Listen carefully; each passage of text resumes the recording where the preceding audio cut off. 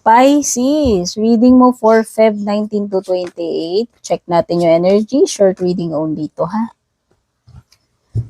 Merong earth sign dito, Taurus, Virgo, Capricorn. Pwede rin may Gemini, Libra, Aquarius. Strong energy ng Libra. Wow, Pisces, when it comes to money, mukhang maganda. When it comes to yung mga goals mo, mga gusto mong gawin sa career mo, sa pera, sa negosyo mo, sa personal endeavors mo, mukhang magiging successful ka dyan. Mukhang ma-achieve mo yan. Okay? Nakikita ko dito is financial security, success, no? Pagdating sa mga areas na yun. Although may mga problems dito, Pisces, na mahihirapan kang ma-resolve with the Ace of Swords reversed.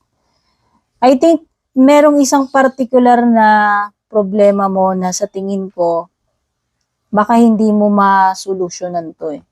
Pero majority, when it comes to career mo, sa pera, sa personal mo, good with the Queen of Pentacles. Aside lang dito sa isang bagay na ito.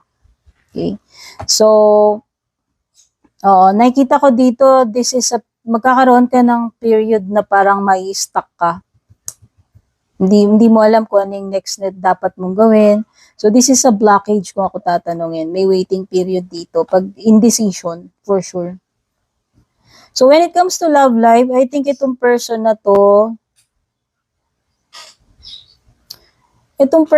Pisces, is stuck sa'yo. Hindi pa siya naka-move forward.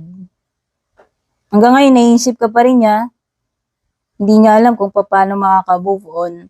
Para kasi sa kanya, ewan ko, parang meron something na hinihintay itong person na to or closure. Para sa kanya, wala pang closure sa inyo.